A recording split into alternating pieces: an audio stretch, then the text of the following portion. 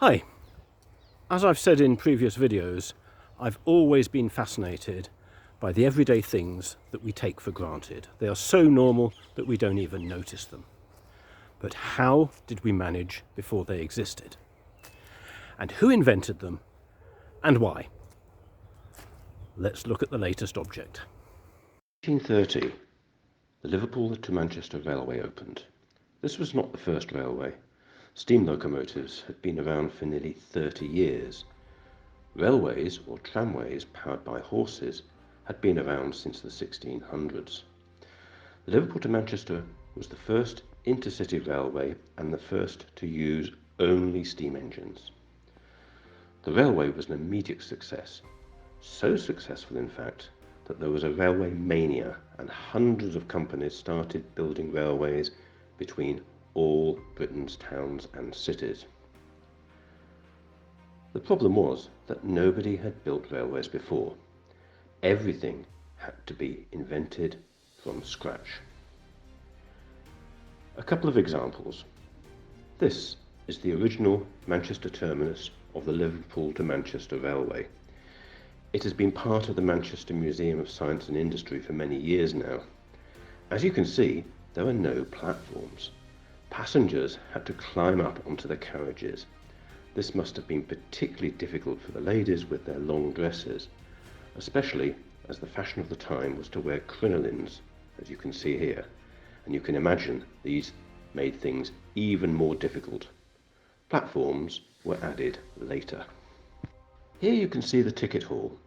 It's very quiet now, but back in the day there would have been incredibly long queues. Not only because of the phenomenal and unexpected popularity of rail travel from the very beginning, but also because tickets were written by hand. Yes, really, with the passenger's name clearly written on every ticket. This had been the practice of stagecoach companies, but with the trains, the passenger volume was hundreds of times higher. There was another problem. As tickets were written by hand, it was quite easy for a ticket clerk to sell some of these tickets privately and pocket the money.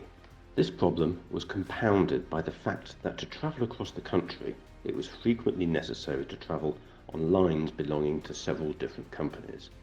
It was necessary to buy a ticket for each company's line. Through tickets did not exist. There were hundreds of railway companies at this time, so you can imagine the chaos and the frustration.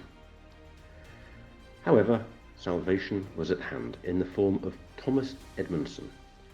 Thomas was born in Lancashire in 1792.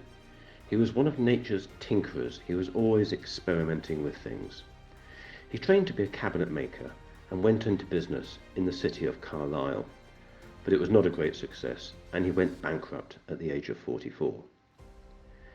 He became the station master at Brampton on the Newcastle to Carlisle Railway in 1836. As station master, he was also responsible for the ticket office. That's where most of the money was made, after all. So he was acutely aware of the problems that handwritten tickets caused. Legend has it that Thomas Edmondson was out for a walk one Sunday in the country, maybe somewhere like this, and the answer came to him in a flash. He asked himself these questions. Could tickets be prepared in advance? Could tickets be printed with the destinations on them? Could they be numbered so that each ticket was unique? Could they be quickly dated at the moment of sale? Could they be marked in some way during or at the end of the journey so that no ticket, no old ticket, could be reused for subsequent journeys? He believed that the answer to all of these questions was yes, and so he set to work.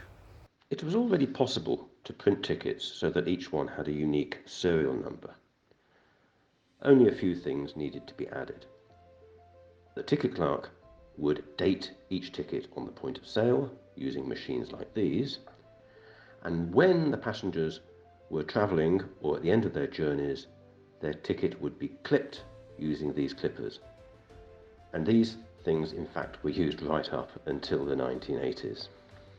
He put his ideas to his bosses at the Newcastle and Carlisle Railway, but they said there would be no demand. But then, in 1839, he was headhunted, as we would say today, by the Manchester and Leeds Railway, who offered to double his salary if he would work for them and introduce the system. Which indeed he did. Within years, his system was standard in almost all railways all over the world. Unlike the inventor of matches, John Walker, who I spoke about a few weeks ago, Thomas Edmondson patented his ticket system, and he charged every company that used it 10 shillings per every mile of track that the company had. Doesn't sound like much, but if a railway company had 100 miles of track, they would pay Thomas £50 per year, every year. Also, don't forget that 10 shillings in the 1840s would be worth about £65 today. Multiply £65 by thousands of miles of track in the UK, and you get a very large annual income. Clever lad. The Thomas Edmondson system continued for 150 years, and the last of these types of tickets was sold in Britain in the late 1980s, when they were replaced by magnetic tickets. Nowadays, all railway companies in Britain use downloadable tickets which people can store on their smartphones. All this happened because a clever man had an idea when going for a walk. I always said walking was good for you. I hope you enjoyed this episode. If you did so, please click the like and subscribe buttons, and why not share it with your friends. See you next time.